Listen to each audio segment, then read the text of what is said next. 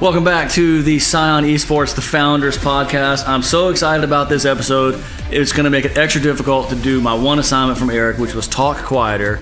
Eric told me your mic will sound great if you just talk quieter, so I'm going to try to talk quieter on this episode. But I'm really excited about this episode of the Founders Podcast. This week, we're going to talk about Halo, like basically the whole entire show.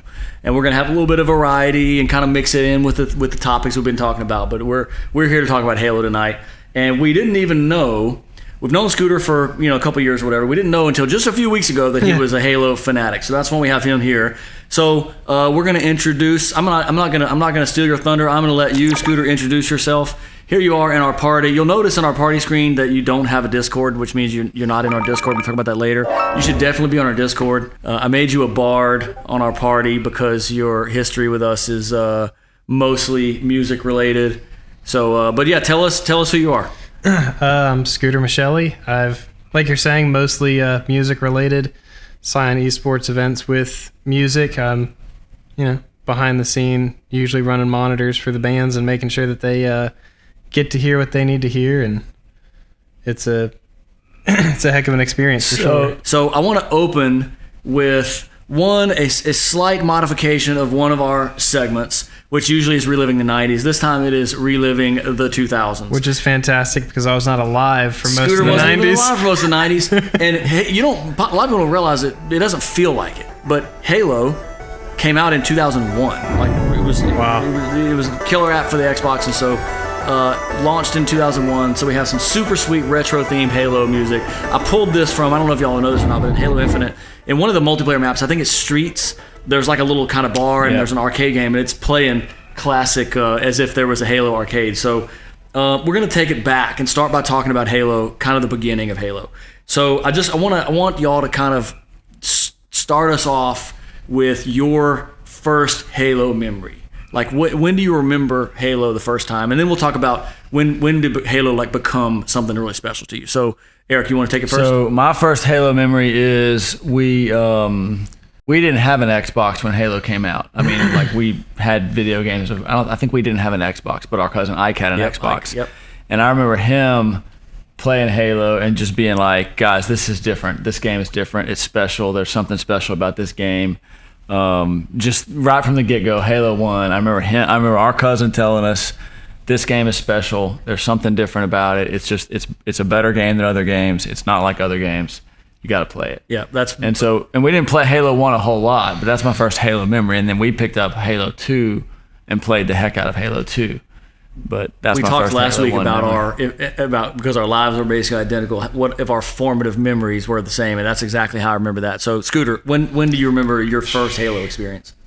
Halo 2, because Halo 1, I was 2 when that game came out. Right. Oh yeah, youngster. And then also, I don't think we had an Xbox at that point either. It wasn't until later on. But I remember being a very small child and my brothers were playing Halo. And mom wasn't wild about me watching the violence, so I was still little. But then still being a little kid trying to play Halo with my brothers, and it was, an adventure. I love that you're bringing that in because I have a 6-year-old right now, and I'm trying to decide when is appropriate to let him watch me play Halo. He's too young to play it, but he plays. 6 is not the answer. Eric thinks 6 is not the answer. I think 6 is probably I also a little have young. 6-year-olds. It's probably a little young. We but have multiple 6-year-olds. Yeah. But I want to. So how old were you when you were 2 when Halo CE came out? How old were you? You would have been, I guess, maybe 5 when Halo 2 came out. Right. So it was probably about that time, and Mom ended up being pretty okay with it because you were killing aliens. Mm-hmm. Yeah. And it wasn't people, so she didn't really mind. Yeah. It was before my oldest brother joined the Marine Corps, so it was pre-2007. So I was probably somewhere between 6 and 8 years old. Yeah. That's kind of what I'm thinking. I'm thinking it's getting pretty soon. Eric's like, no, probably not yet, but we're working on that. So I'm kind of the same way as Eric, which is my first Halo memory is not what I would call a core memory. What movie is that from? Is that from what's the movie where it's inside the girl's brain and it's all the personalities? Inside Out. Yeah. So core memory. I don't have that one. Yeah, you didn't watch that one. Didn't watch that one. So.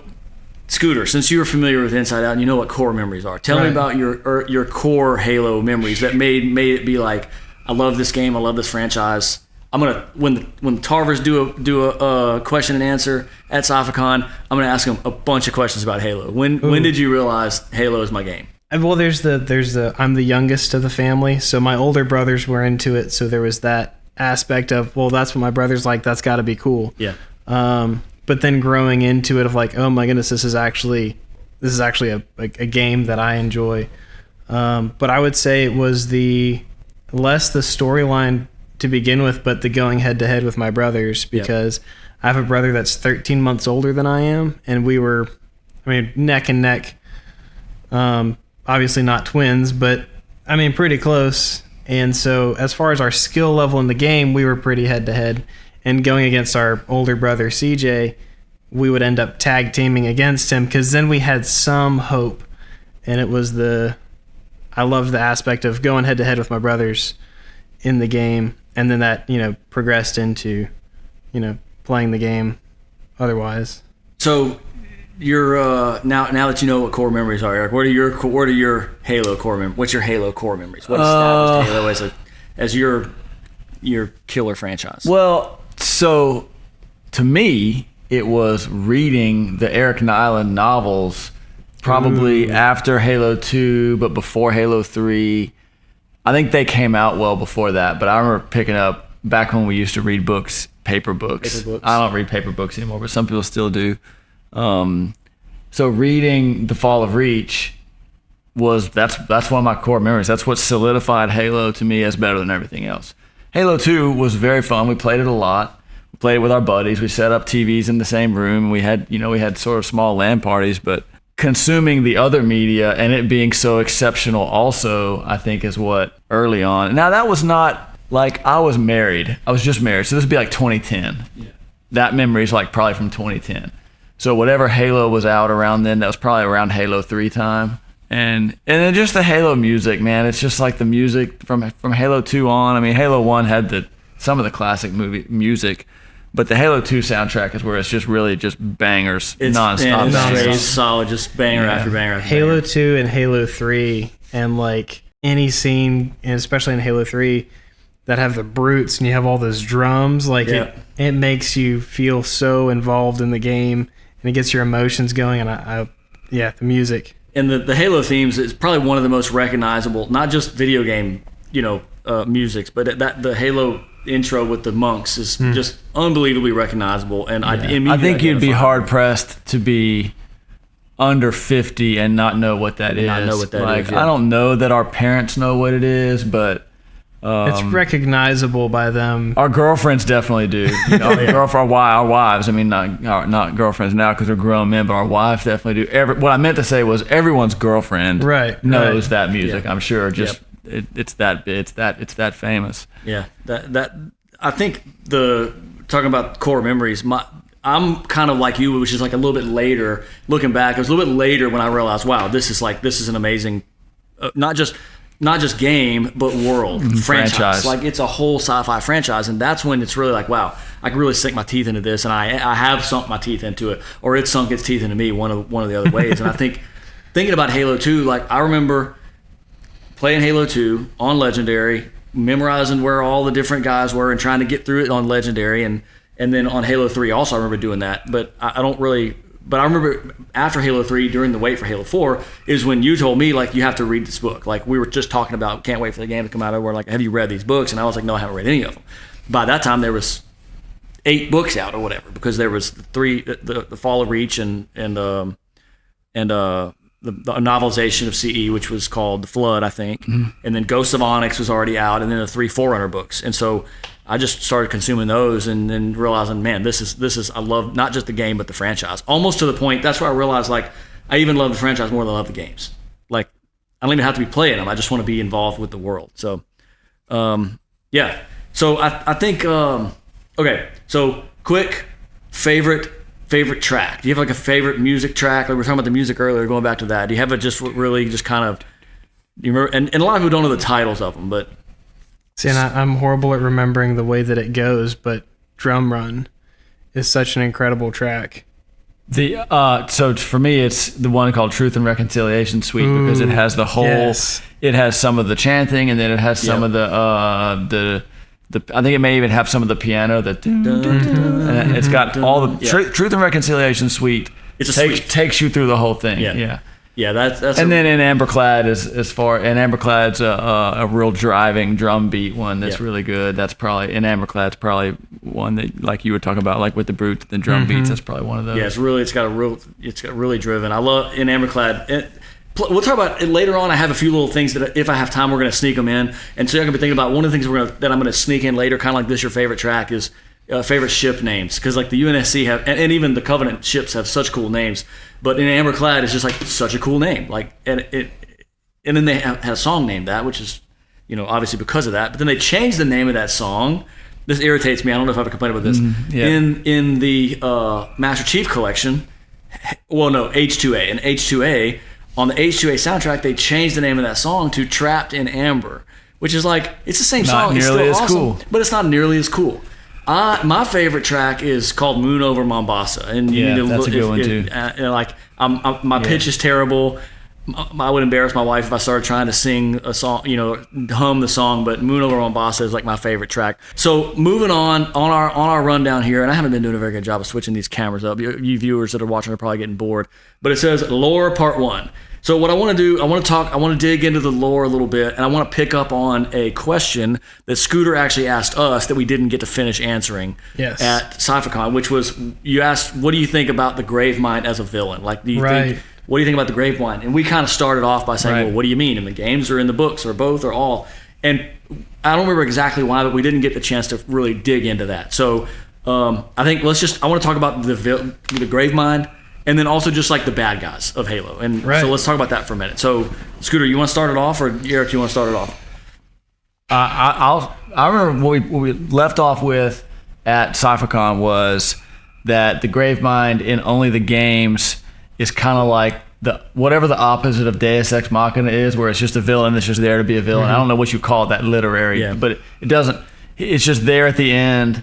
Comes out of nowhere, and is this villain that comes out of nowhere. But if you consume all the content, there's a lot more depth that goes into the Flood and the history and the Gravemind, and so there's all this backstory that you only get if you read the books. But if you're talking about the whole franchise, the Gravemind is a tremendous villain. Yeah. And so I'm a yes on the Gravemind as a villain. And the cool thing is that if you start playing Halo CE, right off the bat, the Covenant's a bad guy. It's clear what this whole story is going to be about, and it's going to be about fighting these aliens called the Covenant. And then 40% of the way through the game, you introduce this other alien that you didn't even really know was going to be there. And then that develops into they're not just these monsters. They have this compound intelligence, and I think the Gravemind's evolution as a villain is great. And then I think there's something about like compound intelligence villains. Like the Borg is the same way. So the Borg from Star Trek, it's just I think it's just a natural thing that people are uncomfortable with and scary. It's a naturally scary thing. Compound intelligence is. I think there was a little bit of, not in the villain, but wasn't there something about that in like Avatar? Wasn't the planet like alive? Yeah, I think the planet was sentient or something. And but the Borg the Flood is a lot like the Borg. They're just like a completely biological version of the Borg, and that sort of hive mind mentality is in a lot of different media, and it's always scary and uncomfortable, and people it makes for good villains. Guster, Posey, and Rin Spider are in here already talking about their. I don't understand why it doesn't update on. You can't see the. Are they in chat? Founders Podcast? Oh, they're in the Twitch chat. They're in Twitch chat. Okay. They're dropping on. They're just already hitting on the ship names. They're just the coolest ship names. So we'll talk about those in a minute. So Scooter, you asked us that question for a reason. So what are your thoughts on the Gravemind? I love the long span of the Gravemind, and the purpose of the Halos and how it all ties together and continues to build. And I like that aspect, and the zombie-esque aspect of the Flood, and just making it a great villain of just expendable Yeah. They're zombies, but they're not just mindless zombies. Right. They're a purpose. What? Let me ask you this, Scooter. But they're a flood of enemies. The Zerg is the same way in StarCraft. It's a flood of monsters or zombies, whether it's zombies like World War Z or whatever, but it kind of combines like the Borg and zombie apocalypse. Yeah. What, Scooter, did you read any, or are you just a gamer? I have not read any. Okay. So your experience with the Gravemind is game specific. When you leave this podcast, I need to read the books Start with Halo: The Fall of Reach. Halo: The Fall of Reach. Eric Nyland, Halo: The Fall of Reach. Wouldn't you say? Fall of Reach is really without good. a doubt. Ghost of Onyx is really good also. Without a doubt. Start with really Halo: good. The Fall of Reach. And then Ghost of Onyx probably after that, maybe. But Yeah. And then if you like those, you can go read the Greg Bear ones that are the Forerunner ones that are the millions of years BC or whatever cool. one. Yeah. And those are the ones. Well, man, these cameras. These are really. I really got to work on these. But the. I don't know if there's anything I can do. But I'm just saying I'm taking responsibility for it because I'm a video guy. But the Greg Bear novels really tell the story of the Forerunners and their relationship with the Precursors and who the Gravemind, the intelligence that becomes the Gravemind, his first 10 million years of his life is all kind of laid out in the Forerunner novels. And so that's another thing that's cool about the Gravemind is he's just so patiently waiting, for his opportunity to basically destroy the whole galaxy, ultimately to punish the Forerunners by eliminating basically all life in the galaxy, consuming all life in the galaxy. And so that's a pretty all-encompassing villain. Destroy the universe is kind of like usually not that great of a villain. Right. If it's his only plan is destroy the universe, but the Gravemind is really well. Well, it's really like well fleshed consume out. the universe. Consume the universe with the flood. They talk about in one of those books. They talk about the flood's goal is not necessarily to kill all life in the galaxy. It's to eliminate all biodiversity in the galaxy. Like their goal is for there to be only one life form. Flood the whole entire galaxy. No ants, no people, no nothing. Just flood in the whole entire galaxy. So it's just they're pretty interesting bad guys. So other villains, thoughts? So villain turned hero. I love the arc of the Sangheili, and in Halo 2 when I don't remember the entire speech, but it's that I think it's on the Arbiter's ship, and they're going through that mantra, and even to our dying breath, like that. The honor and the structure of the elites, and then whenever that, everything goes wrong, and then the brutes end up the big guys in the Covenant, and then the Sangheili end up siding with the UNSC. I love that aspect of the villain turn hero. I always love that. The Sangheili and the Jiralhanae both are really, really, really, really well developed alien races that are your adversaries at some point. But then, especially in the expanded media, you're just as likely to flip around and kind of see through the eyes of an elite or a brute. And they're very well developed. The brute chieftains later on. I guess if you did you play all the way through Infinite? Like, do you know about Atriox and know about Escharum and no? Okay. Yeah. What are you doing, Scooter? I know. The Infinite's not the best from a plot standpoint. There's not a lot of plot there, really. There's not, but they do flesh out in Halo Wars 2. Halo Wars and Infinite. a lot of that stuff, they flesh out a lot of backstory with the brutes and a lot of personality that really digs deep into those guys, and it's a lot of fun. I think Sangheili are basically like Klingons from Star Trek. I guess I'm kind of relating everything. Are you big on Star Trek? I'm not. Okay, so Sangheili are basically like Klingons. They're they're warlike. So they're warlike but honorable, and really in the whole Halo thing, it's kind of not obvious, but generally expected that they're going to wind up good guys. Yeah. When the Covenant falls apart. That's very natural progression because they're an honorable race in general. Yeah. I think the Prophets are kind of, you don't really get to know them that well, but I would say like my favorite villain that could have been and wasn't is, you're not going to, Scooter, I can't talk to you about this if you haven't played the later games, but I feel like Cortana, her descent into rampancy in Halo 4 and Halo 5, and eventually becoming the main villain in Halo 5. The first three games, the Bungie games, and Reach, really the first Halo 1, Halo 2, Halo 3, Halo 3 ODST, and Halo Reach all were about the Covenant War, and more specifically just the Battle of Earth. And like they told that story, and then they were done with that story. And then when 343 took the games over, they kind of started telling the story of two things, kind of the passing of the mantle from the Forerunners to the humans. So the humans kind of taking on the ability to activate Forerunner structures and learn more about the history, their relationship with the Forerunners. And then the second one is the second part of the kind of the A plot, B plot that 343 took on was Cortana and her descendants into rampancy, and then her ultimate ascendance to be the head of the created and the main bad guy of the whole franchise. And it's like, you've been developing this bad guy, this one, you've been developing her for 20 plus years. And I just thought, man, this could go somewhere really great. And then in Halo Infinite, they're like, oh yeah, well, remember that bad guy we created? We just killed her off screen. Now we're starting the new game after she's dead. And so I think my favorite villain is like the villain that could have been. That's horrible. Because I knew that Cortana's gone in Halo Infinite. Right, I knew and that. don't really. So Infinite picks up and Cortana's gone. And it's like, okay. That's horrible. You need to get it. Go ahead and get it on the podcast so it's documented for posterity.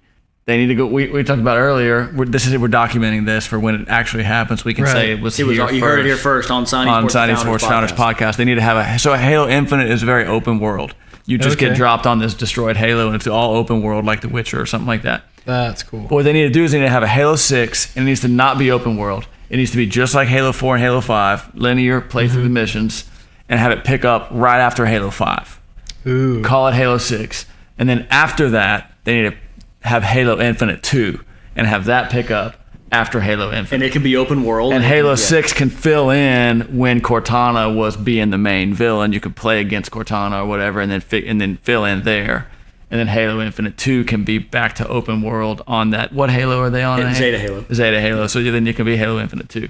I kind of, it's almost like 343. Now it's documented. So when it happens, you heard it first. Halo 6 comes out and goes back right after Halo 5, pick up with Cortana as the villain and live in that world. Let us go live in that world where everybody's living in fear of a Guardian coming and EMP shockwaving their whole planet, and show us how humanity overcomes that. That's what we want to see. We want to see that in a game. It could be like a 6-hour campaign. It could be like a Call of Duty campaign. It could be like a short one. Tell us a little story in that world where Cortana's the bad guy, and let us give her the end that she deserves, as a villain. So yeah, you heard it here first. I kind of think 343 it's almost like they were a little bit too scared to do that. I talked about this in that last podcast I was on about when Halo 4 came out. They had a story to tell. They told that story. It was a great game. Multiplayer wasn't all that well received because of the armor, the armor abilities and the classes and the sandbox didn't feel right. It didn't feel like Halo, and so multiplayer wasn't really that well received. And also, a lot of the casual fans weren't willing to kind of invest in a story to flesh out, to read the books and watch Forward Unto Dawn. Did you watch Forward Unto Dawn, Scooter? I didn't even watch Forward. You didn't watch Forward Unto Dawn? Okay, it's really, really good. It's really good Halo. The first episode, but it was a long time ago when it came out. Yeah, they released it in like 5 parts, and then they released it as a Blu-ray. Like it came, like if you bought the Halo 4 Legendary Edition or whatever, you got the whole show. But I think they kind of weren't really. They maybe overestimated the general casual fandom's willingness to engage in all that.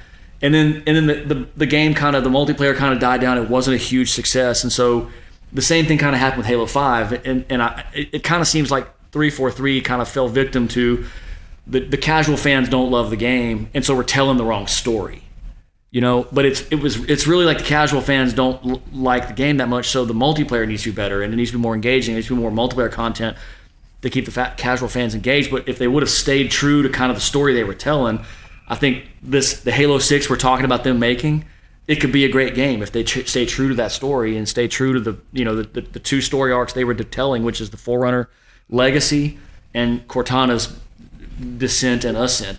If they go back and give us a little bit of game in that window, it'll be great. And then they can still go back and pick up with the Zalanin or whatever the Endless in Halo Infinite, and that can be an open world series, and they can do great things. So. That gets us to kind of the end of lore part 1, and then the next thing is announcement. So this is probably going to be like me talking a little bit, but I just want to very briefly note before we go to our break about a partnership that we have established, which is with a group called Jumperscape Media. There's some podcasters that I found that do a show called The Library that's a Halo Lorecast, but they have a side project that is taking the lore drops and the little nuggets of canon story that go on Halo Waypoint, mission logs and things like that are going up on Halo Waypoint from the Halo creative team officially in text form on Halo Waypoint. They've been doing it for several years since kind of the lead up to Infinite. And what Jumperscape is doing is they're taking those text documents and turning them into really, really, really high quality audio dramas that are straight off of, basically canon storytelling. And they're doing these audio dramas that are really, really good. They have great voice acting, great scoring, and great sound effects. So we're excited to be a partner with them. You can find them on ScionEsports.com. There's a section called Partnerships. And if you go there, you can find Jumperscape. Or anywhere you find your podcasts, you can find Stories from Waypoint. It's a partnership that we're really excited to be involved in.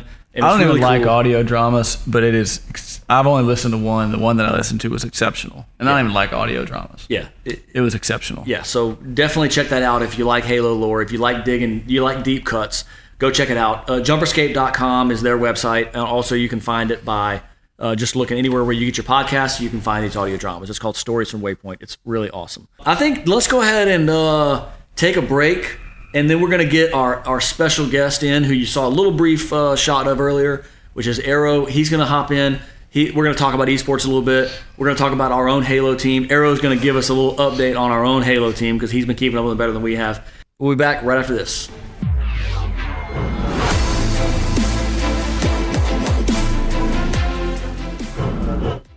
All right, we are back on the Scion Esports, the Founders Web podcast here. We have a special guest that's going to be joining us, and let's see if I can get this to work here.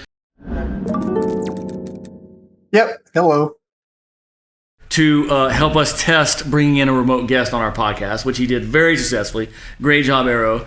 The second reason he's here, which we're going to do second, is to talk to us, just to kind of reminisce with us about Scion Esports' relationship with Halo, which he is a big part of. But first, he's going to give us a debriefing of what our Halo team has been up to the last couple of months, because we started with Halo in like 2015 or 2016. There may or may not be some trivia questions about that back in the Halo 5 era, and then we got out of it for a while. And we have a really good question from Ren Spider also actually about Halo Esports.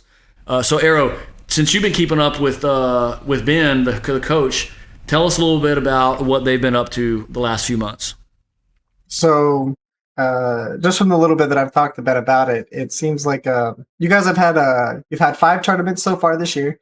I know you guys have been scrimming immensely, like once, maybe twice a week, and then the weekends just full with tournaments. But so there's been one LAN tournament for the year. And Scion topped 12 at the event. And then there's been 4 online qualifiers leading up into the big HCS events. So Scion top 16 back-to-back for the online qualifiers leading into London. And then they did top 12 leading into Atlanta. So you guys will be going to London in order to play, and then in June, and then in July, you guys will be going to Atlanta. And from what Ben has said about the roster of players, like you said, extremely passionate, extreme love for the game, really good player, some of the best he's played with in a while, and that's been for a long time for him. One of the cool things about this team, and we of course met Ben. Ben played on one of the teams at our Halo tournament, so we met him in real life. But the rest of these guys are kind of from all over. But there's twins actually on the team. Yuzi and Zuzi are twin brothers that play Halo, and they're significantly younger than us, so they're kind of like the new generation of Halo. But it's cool being a twin. Eric, who had to go take a phone call, I guess he's coming back in a minute, but obviously we're twins, and so it's just been cool that we kind of stumbled upon this team that happens to have a set of twin brothers playing on it. Might be some questions in the trivia section later also about other famous twins that play Halo. We'll talk about that later, but I wanted to talk just kind of reminisce for a minute about the good old days of Scion Esports and what Halo has kind of meant to us. And I really wish Eric was here, but Aero is going to do great. We obviously started Halo in 2014. 2014. When Halo 4 came out, and we've done Halo 4 and Halo 5 at a lot of events since then, but the kind of crown jewel was in 2022 when we did our Halo Infinite 10th anniversary celebration. It was Halo's 20th anniversary, our 10th anniversary. It was just a really great event. So if you don't mind, Aero, I'm going to put you on the spot. Would you mind taking about 2 minutes and just telling us what that was like from your perspective? Like, how did you find out about the event? How did you end up, coming and getting involved? What did you think about this car dealership doing this giant Halo tournament? Just tell us a little bit about like what that was like from somebody who that was your because that was your first experience with Scion Esports, right? Yeah, that was my first time with you guys. Tell us about it. It was really interesting. I was sitting at work in my office, and then a buddy of mine that you guys had brought on, he messaged me randomly like, "Do you still TO for esports?" And I was like, "Yeah, all the time. Why?" And he was like, "Come, do you want to come to Lake Charles, Louisiana, and play TO a Halo tournament?" I was like, "Sure. I mean, why not? I guess." I was like, "Tell me a little bit about them." And they're like, "Well, it's sponsored by a car dealership." And I was like, "Oh, cool. They got a sponsor." They're like, no. It's the car dealership running the event." And I was like, "Okay, that sounds kind of interesting. That sounds funny. How many players?" And at the time, they told me like, 16 players. And I was like, I don't think they need to fly me from Chicago to run 16-player event, but I'll do it. It sounds like a lot of fun, so sure.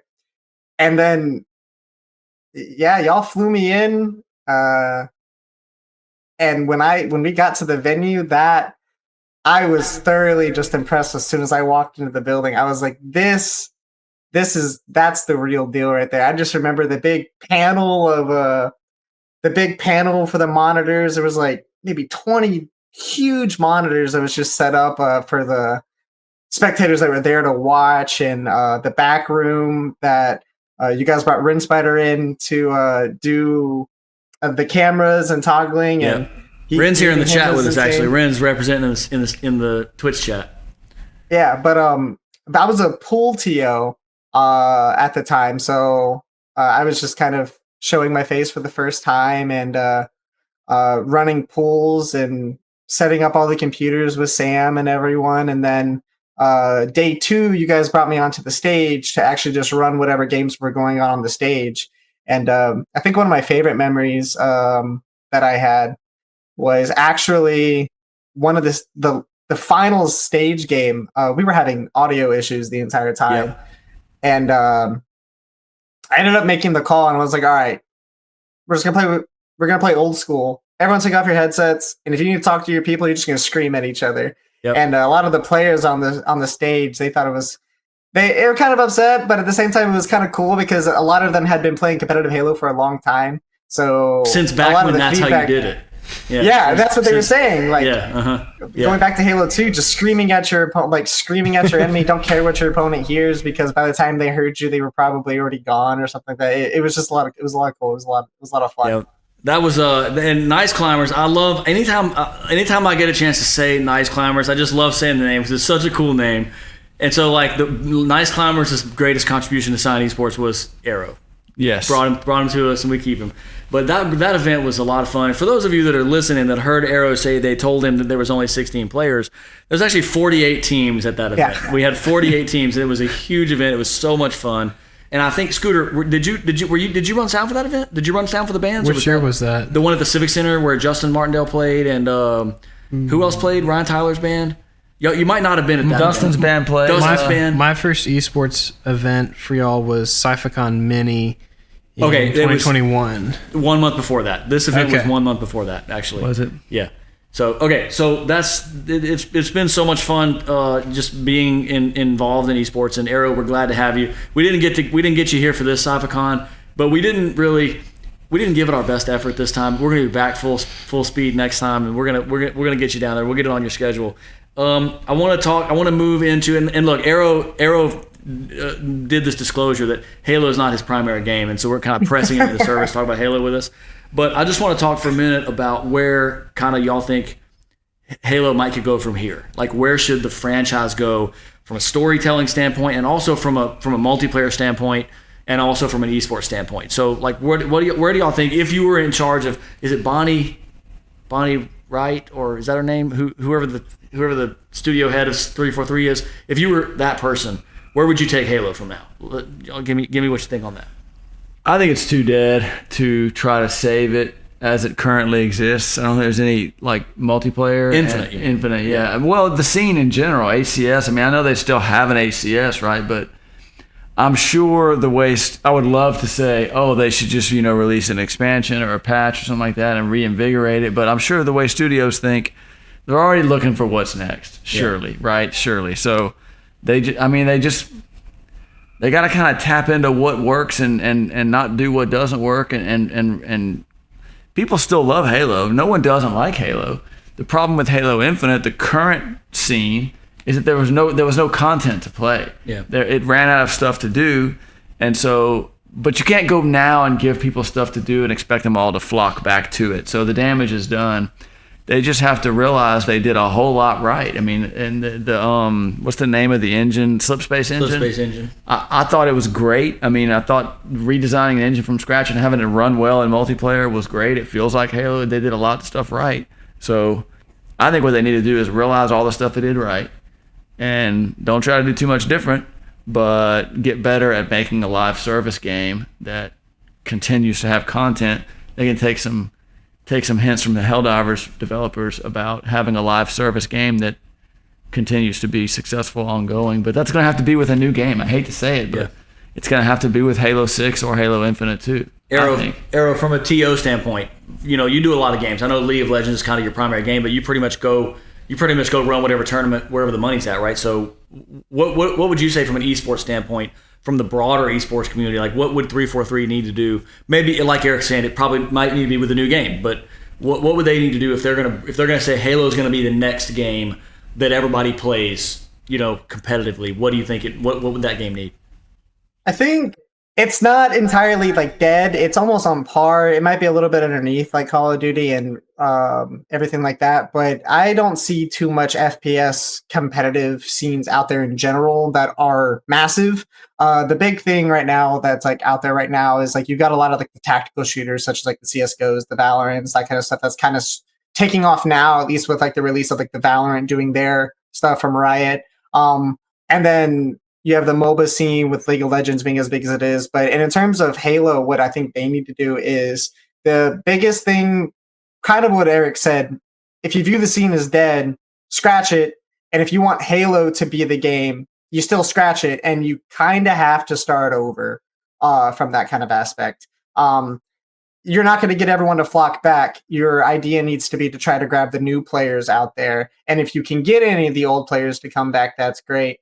But I'm not saying I'm in support of just scrap the entire idea, because there's so much lore, there's so much story that goes with it that you don't want to lose, but revamp it, bring it back, but you have to give it something new.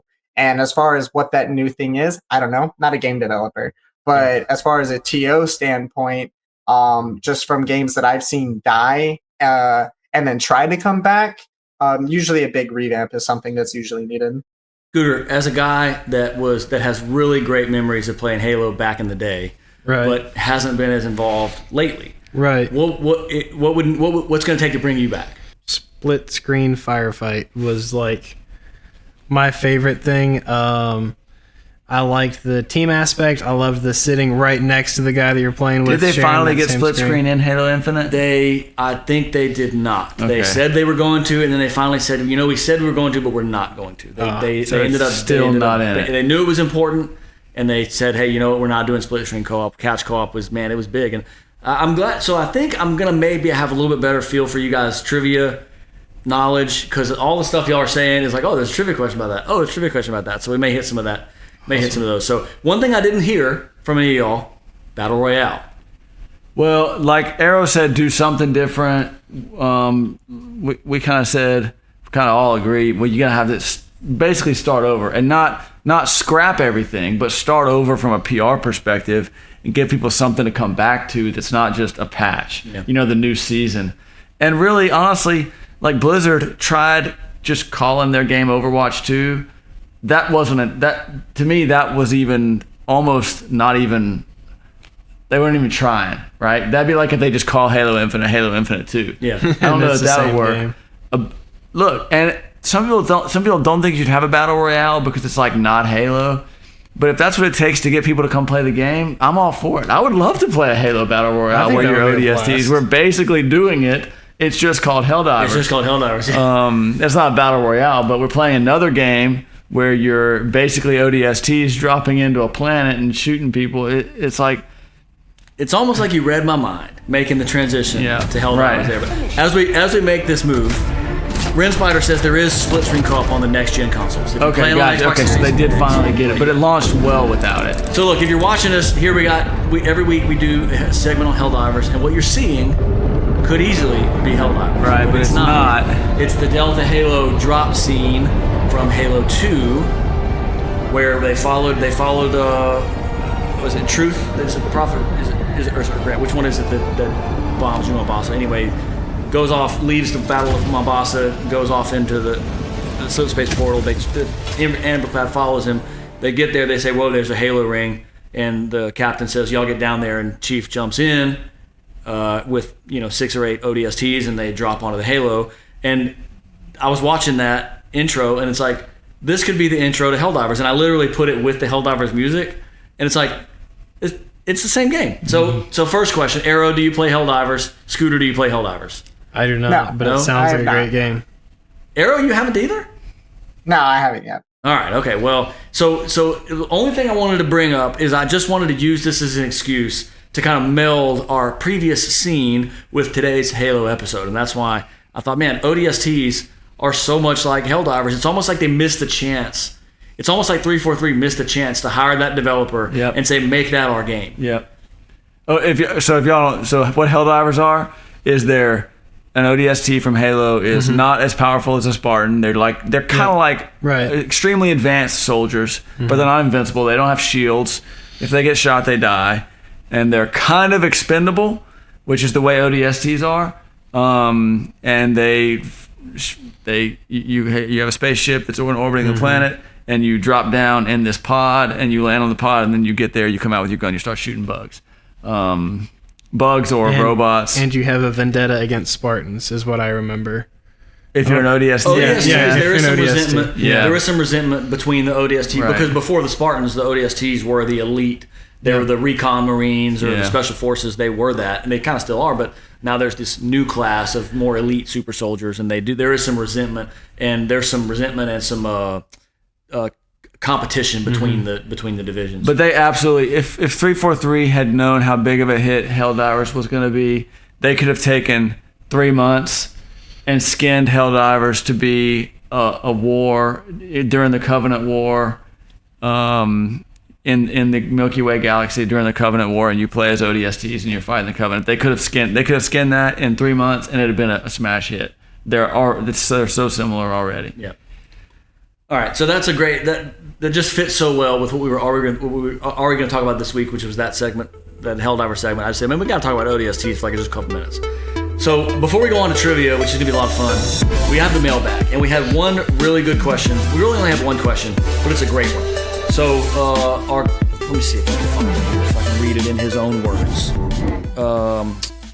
513 Discord question. So our friend Renspider asks, there was a point where Scion was semi-skeptical on having esports teams represent the brand, and I'd like to know what pushed y'all to make the decision to pick up a Halo roster and also to keep them on, as well as it kind of seemed to have originally been planned to be a single event run. So if Aero and Scooter don't mind me and Eric taking this question, I'm going to split it into two parts. Eric, I want you to take the first part, which is y'all were originally kind of skeptical about having an esports team represent the brand.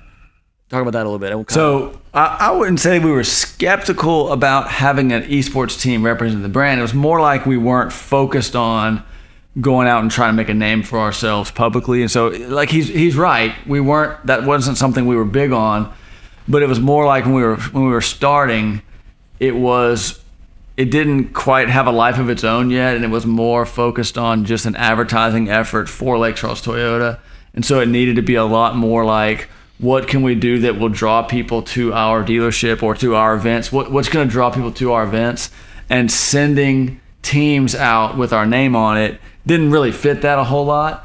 At the time, early on in Scion Esports' life, exposure for itself was not particularly beneficial. It had to be exposure for our money-making operation, which is Lake Charles Toyota. Yeah. So that kind of Scion Esports got a little bit healthier as far as it managed to eke out a budget at Toyota, and we got a little bit more interested in getting some recognition for the brand Scion Esports, and that's when we started moving more towards sponsoring some players. Yeah.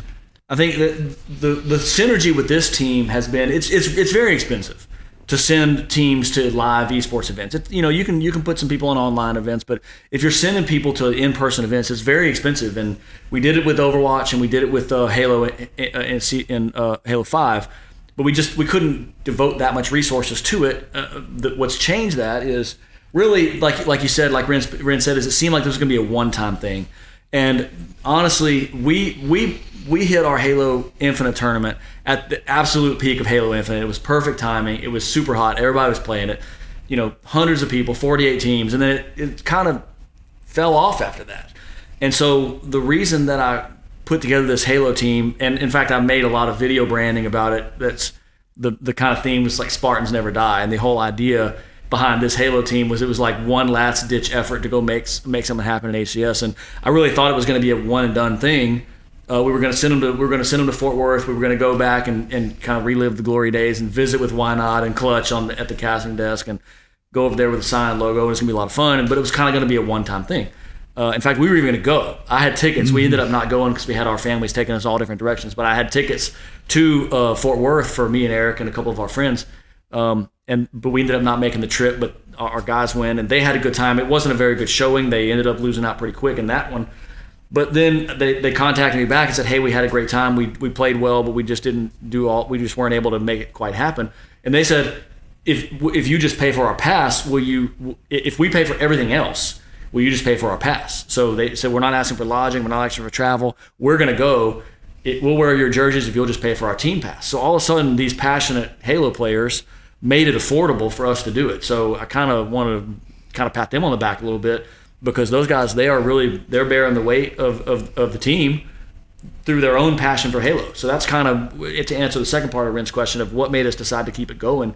Is those guys said, "Man, if you just give us a little bit, we just need a little bit. We don't need every dollar paid. We don't need you to give us this and this and this. We just need a little bit of help," and it worked out great. So they're doing well. They've like Aero gave us, when you were taking the phone call, Aero gave us a little recap, and they're really doing well. They're right on the edge of right on the edge of greatness, and they're getting some quality wins, and so it's really been fun to watch them. And it's been a testament to their commitment to the Halo esports scene as much, if not more so, than it is ours. That's allowed us to stay partners with them. So, if anybody has any parting thoughts before we move on to trivia, now's the time. No? All right. Well, you know what to do, Aero. I didn't tell you this, but you're going to need to get you some type of writing device if you want to participate. Oh yeah, there you go. Yeah, all right. So I know Lewis is going to be on here. We'll get him on in a few weeks, and he said he's already got his whiteboard ready. The way this works is I'm going to ask a question. Is the music supposed to be playing? Supposed to be. There it goes. I'm going to ask a question. The way this works is it's going to be Aero versus Scooter versus Eric versus the Discord.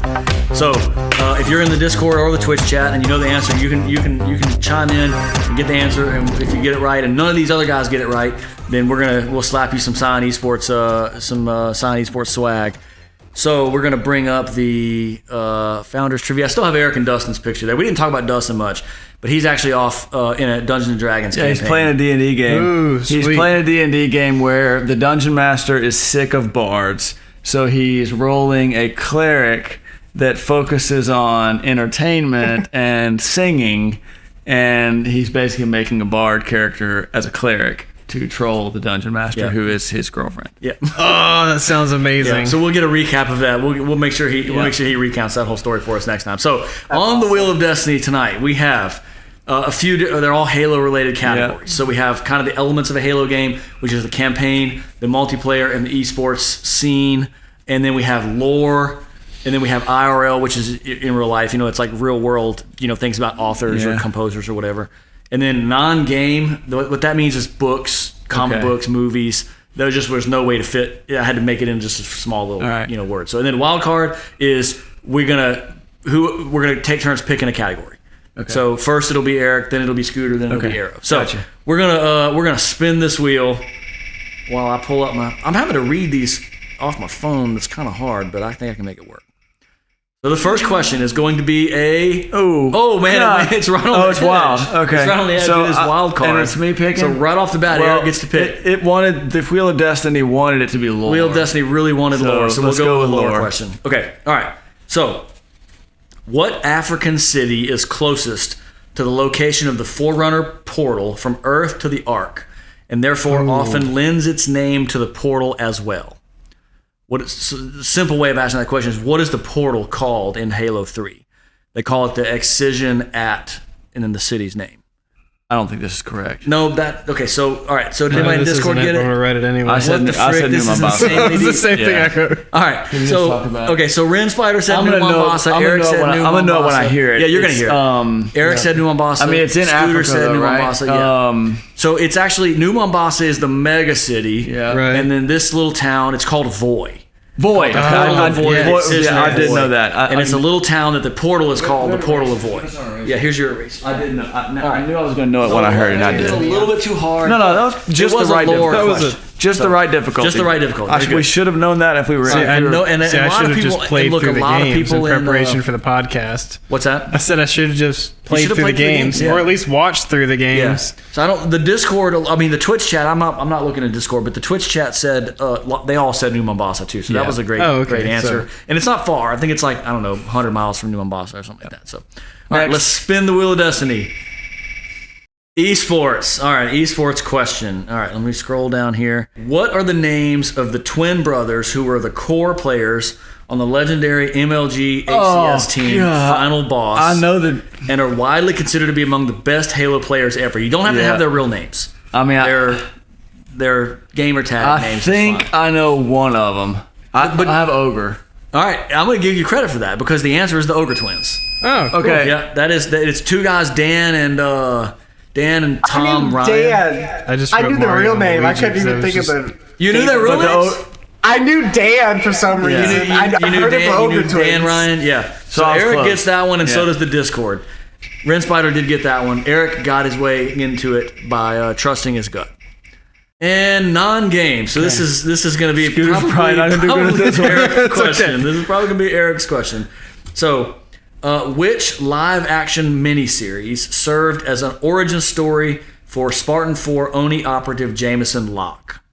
What was the name of the web series? I'm not gonna know it. It came out before Halo 5. It was a really good web series. Yeah, I'm not gonna be able to get this. I'm gonna know it when I hear it. You're gonna know it as soon as you hear it. Yeah. It was the story was Wait, is this the one you said earlier? No, that was from Halo 4. That was the origin story for. And what was that one called? Lasky. That one was called Forward into Dawn. Yeah, that's what I was thinking. On this But one, I remember it. I'm not gonna get They it. have the Let Go Those Swarms. They're on the Alpha Shard. They're on the piece of. Let's They're on let's the don't piece of waste Alpha time because Halo. I'm not gonna get it. All right. Does anybody in That's Discord? That's a great question. Jameson Locke's origin story. Yeah, it's a great question, but I don't remember it. It was in a show called Halo Nightfall. Nightfall. That's right. I think I did watch that one. Yep. I'm blanking and I hate myself. If I know this. That's Right. Ren Spider. So. Yeah. All right. Nightfall. That's a good All right, question. guys. I'm suck. sorry. I'm doing my best to write trivia questions. Y'all can get the answer. It's hard to write trivia because if you make it too easy, it's boring. Yeah. And if you make it too hard, it's boring. No, You these have are to good. find These are right good in the difficulty middle. levels. Okay, wild card. Let Scooter pick Scooter can campaign, pick, and it has to be Halo 1, 2, or 3. Multiplayer. Or multiplayer. There you go. Okay, Yeah, all right. there you go. Halo. Scooter gets to pick because it's a wild card, and he picks multiplayer. And the question is, what nearly symmetrical, iconic multiplayer map from Halo Combat Evolved has been officially and unofficially re-released more than any other map in the Halo franchise, and was almost always the setting of the Red versus Blue Machinima series? I'm sure you can see it. It's got the two little bases, like steel, structure bases in on either side. It's almost symmetrical.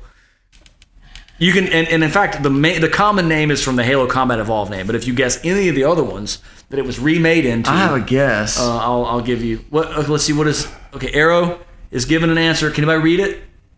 Sandbox? Sandbox? No, it was called Blood Gulch. Oh, Blood Gulch. Okay. Is it a Halo big Combat Evolved. canyon? It is a big canyon. Okay. Yeah, Right. I can see it in my head. It's a long canyon with Yeah. two bases on either And side. it's got like a creek that runs down it, right? It's called Blood Gulch. Yeah, that's what I was thinking of. Yeah. I thought it was called Canyon. I don't know. I'm retarded. All right. That's a good question. All right. These are good I'm questions. trying to make it fun. Okay, here we go on a campaign-related question. So, Which villain of Halo 2 also appears in prequel form as the leader of the Covenant forces in the first Halo Wars game? So who's a villain in Halo Wars 1 and Halo 2? Pretty main villain in Halo 2. Scooter, bad guy in Halo 2, man. You got to get it. I know. I'm trying to remember because I was just talking about. Guster Posey guesses one wrong answer and one partially correct answer. I have it. Then I'm going to say, Posey, you got to be more correct than that. All right, so let's see what y'all got. Scooter's still right. That's what I wrote the first time. He wrote the main brute guy. Main brute. That's what I wrote the first time. All right. Are you writing Tartarus? Yeah, okay. Main brute with awesome hammer. It's Tartarus. Okay. I knew that one. Tartarus is not the correct answer. What? Tartarus is the main bad guy, and he's the final boss of Halo 2. Right. But he's not this particular bad guy. The correct answer is the High Prophet of Regret. Oh, well, you know what? I didn't even listen to the part. The real question is, do you know about Halo Wars 1? Halo War, the Prophet of Regret is the bad guy. You're in right. the Battle of Harvest. No, that's a good question. It's kind of a trick question. Yeah. All right. Sorry, boys. That was definitely well within the not boring category where it was just you gotta hard think enough, about but it. yeah. All right, we'll keep doing this till y'all get bored of it. A couple more of these. A couple more. Okay, campaign again. All right. Campaign question. Okay. This one's like almost too easy. Even Scooter should be able to get this one. Sweet. That's what I need. What are the famous last words spoken by Master Chief at the end of Halo 3? Aero, do you know this? It's like the most famous quote from Halo 3. Scooter, do you know it? As soon as it's said, maybe. All right, I know the Discord. I have a guess.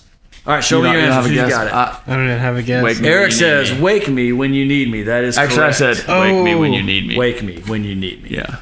Yep. Okay. I vividly remember Famous that last in my brain words.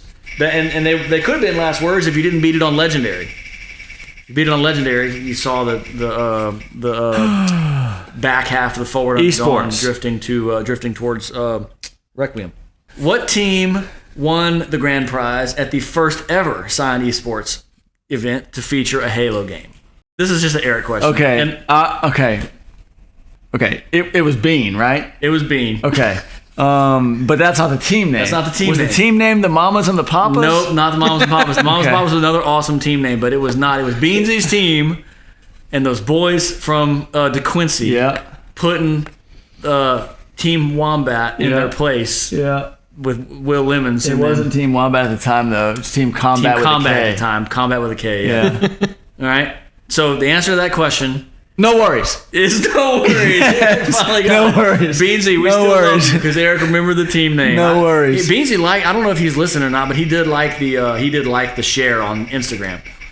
All right, multiplayer question. I've got hope. What was the last Halo game to feature couch co-op, split screen, and campaign and multiplayer modes? Ooh. And it was 4-player couch co-op. It was the good stuff. I have a guess. Okay.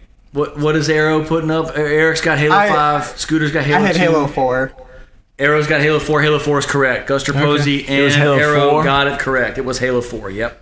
So I guessed Halo 5 because there's such a big stink about it not having it in Infinite. I don't remember there being a stink about not having it in Halo 5. Well, I think it became a stink in Infinite, and because of a stink in Infinite, they said, give it to us. I mean, it was a stink in Halo 5. Okay. Because by then, everybody has, you just play online. Online was how you played multiplayer. And they're like, you don't need to play couch co-op. And they were like, yes, we do. We want to play couch co-op. So then they said, we're going to give it back to you in Infinite. Promise we're going to give it to you in Infinite. Promise we're going to give it to you in Infinite. Until they said, oh, hey, guys. Remember that couch co-op thing? We're not giving it to you. But Ren says that they did eventually do it. And I know I'm not the only one that's amazed at how we played couch co-op and played split screen on such tiny TVs back in the day. First of all, you're on like a 23-inch CRT and it's split up 4 ways. And you're just looking at this little bitty screen. Yep. Wait, Guster Posey says Reach had 4-player too. But Reach was before. Reach was before Halo 4. Yeah. That's right. Yeah, Halo 4 was after Reach, yeah. Okay, what malevolent entity was later revealed to have been the last remnant of the precursors and whose consciousness eventually became known as the Gravemind in the modern era? Oh. You really probably don't know this if you haven't read at least some of the books. See, but in preparation for this, I talked a bunch of Halo with both my brother and my friend Fish, and I feel like we talked about this. Read the question again? What malevolent entity I'm trying to remember what it's called. To have been the last remnant of the precursors and whose consciousness eventually became known as the Grave Mind in the modern era? Are we allowed to phone a friend? No. No. I think I mean I know exactly who it is. I'm just trying to remember if I have the right name to refer to him. All right, Eric's the only one writing anything down. So what you got, Eric? The primordial is correct. Eric gets that one correct. Yep. The primordial. Okay, how many more of these do y'all want to do? Talk about that in preparation for this. Well, you want to do like 3 more questions? Three more. Three more. Sudden death. Do we have a score? What's the score? Score is Eric 4, Aero 1, Discord 3. Scooter 9. Scooter 0. Lore. What is the collective nickname of the team of Gamma Company Spartan 3s led by Veda Lopez, whose 3 novels and a short story bounce back and forth between the plots of several Halo games? I'm going to get this. Most notably, I Halo know. Wars 2 and Halo Infinite. I have a guess. Maybe. Veda Lopez, and it's Ash and Mark. You're not going to have a guess. This is a book. It's from a Ash, book. Mark, and Olivia. Anybody have a guess? Anybody got a guess? Nope. I have a guess. Discord, you got a guess? Nope. Eric gets it correct. The Ferrets. It's 5 for Eric. Ferrets, that's awesome. Ferrets is the answer to that question. Really cool thing. The reason I put that in there is because their story really weaves back and forth a lot between Halo 5 and Halo Infinite and Halo Wars 2. It's really, I just thought maybe some people might have read that in between the lead up to those games. Non-game. Congratulations, you got non-game. All right, we haven't got a non-game. Scooter's not going to have a chance on this one, right? No. No, not necessarily. Not necessarily. This one's not as hard as it might seem. Okay. Who was the composer responsible for the famous main theme introduced in Halo Combat Evolved? Who wrote the monks chanting? Interesting factoid. He's running for United States Congress in Arizona. I think Arizona or Nevada, one of those two. Running for United States Congress as a family values Trump MAGA Republican, which is weird coming out of Hollywood. He has a career as a composer for whatever, and It's definitely not what you normally think of a composer. So he's running for Congress, and he is also the composer of the most famous. Eric puts Martin O'Donnell. That is correct. Eric is destroying tonight's trivia. Aero, did you get it? Did you know that one? No. That's all right. No. So the other one is Salvatore. Michael Salvatore, And I was going to guess that until you said the thing about him running for Congress. I remember that story. Yeah, and they are both credited as, I know they're both credited as the composers on the Halo 2 soundtrack. Just him, he specifically is credited kind of as the creator of that theme. The one that first put it down on a MIDI keyboard is allegedly multiplayer. Okay, that'll be fun. I got hope again. Hope for Scooter. What is the largest number of players that can play in a multiplayer match in all 3 of the original Halo games? Most people you can load into one lobby. Like, did they have big team? That's what I'm trying. That's the question, basically. Question basically is what's the biggest game mode? Because whatever game you create in Forge or whatever, it's going to have the same number of players as the biggest official game mode. In Twitch all chat 3 got it of right. the first games? Yeah, it just so happens to be the same number. Aero gets it right. Put it away, Aero, so Scooter and Eric don't cheat. I see you got it right. Aero got it right. All right, Scooter has an answer that is also correct. 8. Everybody gets it right except Eric. The answer is 16. Okay, well, so there was a big team. There was a big team. So I just didn't think there Aero would be. Gets that one. Scooter, here's the deal, though. Now, that question is what it took to get Scooter on the board. Yeah. See, I did not think that Halo 1 would have had big team. Yep. Halo 1 had 8v8. I don't remember, but according to the internet, it did. Okay, so guys, thanks so much for coming. Scooter, it's been a blast having you here talking about Halo. Thanks again for saving us from that crazy drunk guy at Cyphercon and introducing us to your love for the Halo franchise. For those of y'all who don't know, the way we found out that Scooter loves Halo is there was this really crazy, really drunk incredibly guy. drunk. Only guy there asking us question after question, barely could even string a sentence together, asking us all this stuff about Dynasty Warriors, and we was just the most awkward, cringy moment. Muted his microphone and then was like, hey, bud, can I ask a couple of questions? And started asking literally any Halo-related question. Well, video game in general, but Halo is the only thing I can really ask questions on. True hero of esports there, Scooter Michelli, saving the day for Scion Esports. Aero, thanks so much for joining us on the podcast tonight. Thanks so much for helping us test the technicalities of promoting someone in. And you did a great job. And we definitely will fly you down here every chance we get because we love having you on our team. All right? Thanks. And as always, the rest of you guys, thank you all for buying cars from Lake Charles Toyota. Thank you all for coming to Scion Esports events. And thank you all for watching the Founders Podcast.